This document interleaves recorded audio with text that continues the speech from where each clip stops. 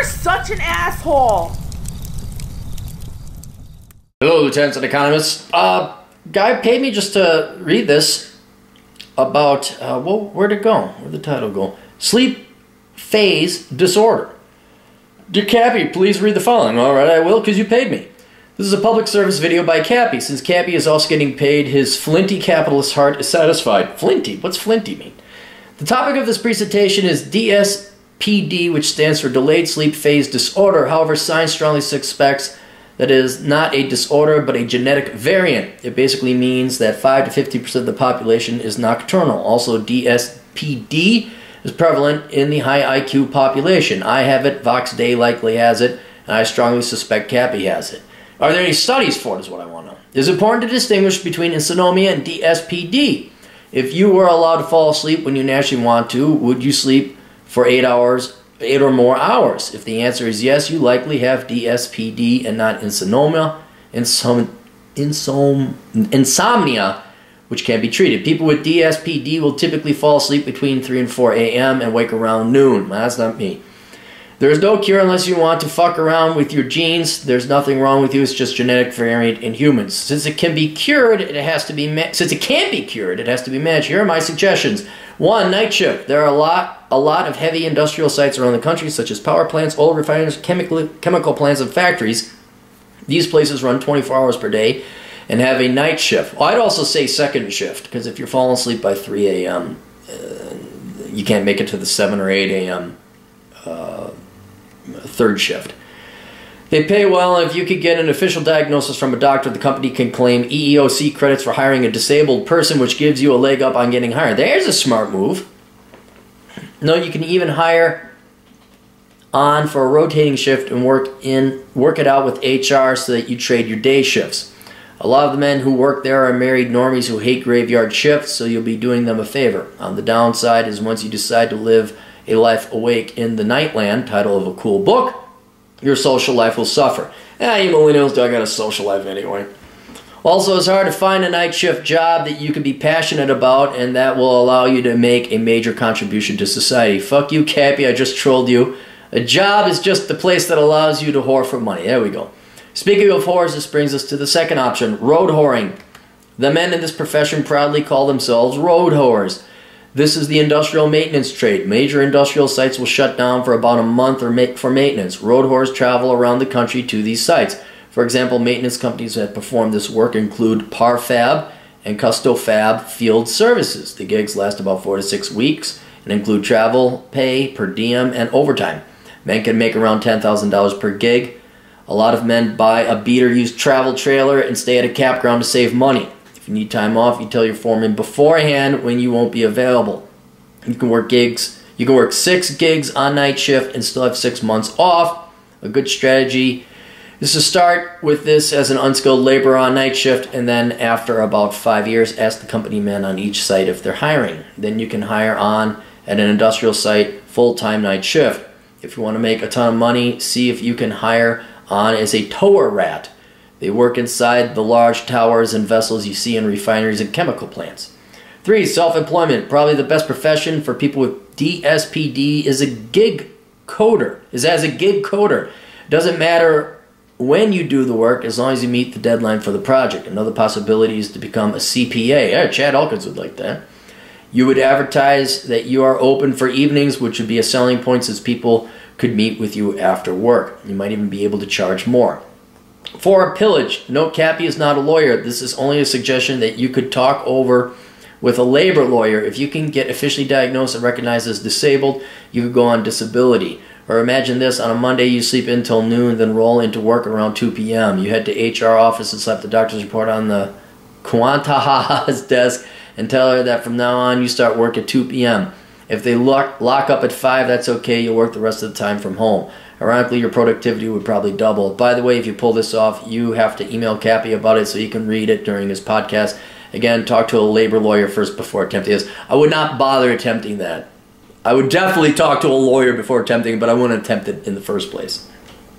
Normie schedule. If you're like me, you have to instead manage your DSPD. Here's my system that provides acceptable results. A, take melatonin about 30 minutes before bedtime. If you weigh 160 or less, take half of the 1 milligram you have to buy the chewable 1 milligram tablets and break them in two. If you weigh under 160, over 160, take 1 milligram.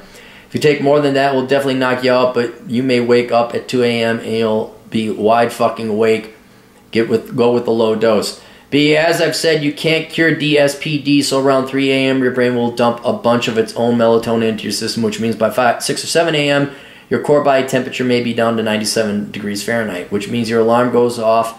You'll be groggy as shit even though you got some decent sleep. Therefore, I use morning light therapy. I bought a Sylvania Ultra LED 250 white equivalent night chaser floodlight.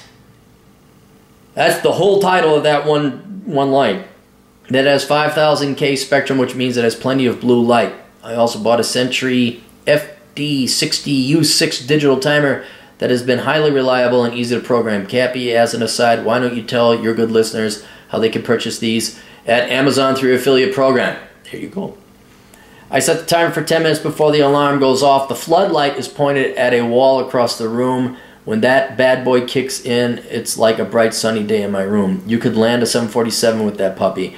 I try to crack open my eyes and let the light in during the next 10 minutes. When the alarm goes off, I can usually drag my ass out of bed. Note the purpose of the light is to allow you to get up without hitting the snooze 10 times or turning off the alarm and oversleeping. You'll still be groggy. C, I turn on the heater in the bathroom and close the door. I then head for the kitchen to get my morning caffeine dose.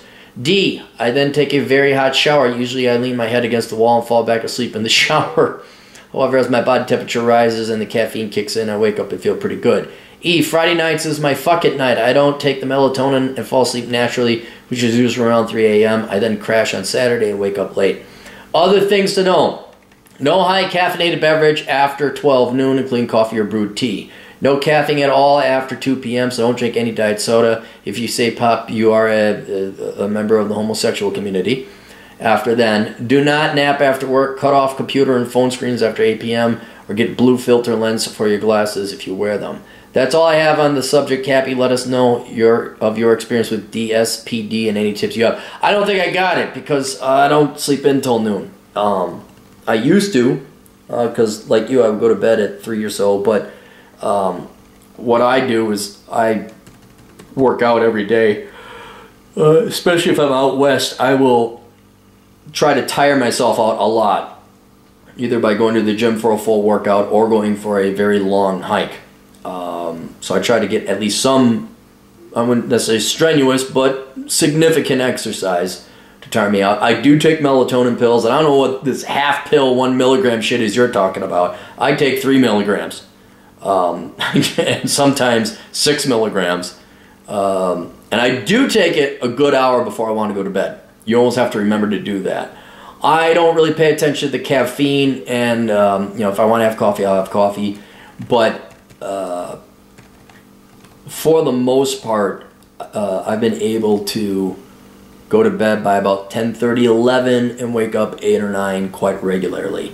And this is without the booze. In the olden days, how I originally started drinking was to regulate sleep, which works for a while. Well, it works forever, but it has some significant drawbacks like alcoholism and liver damage and kidney failure and all this other stuff. And it's very expensive. Had I known sleeping pills existed, I would have gotten in on that shit a long time ago. Yeah, so I do kind of regulate my schedule now with exercise and melatonin. And if it gets really hard, like I really can't go to sleep, I will take half a sleeping pill.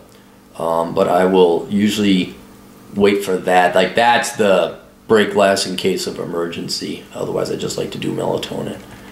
But yeah, I think I don't. To go to the extent that you are with a light and everything like that, yeah, go ahead. Also, keep in mind, nowadays I don't have a schedule. So if you're self-employed and you can work whenever, your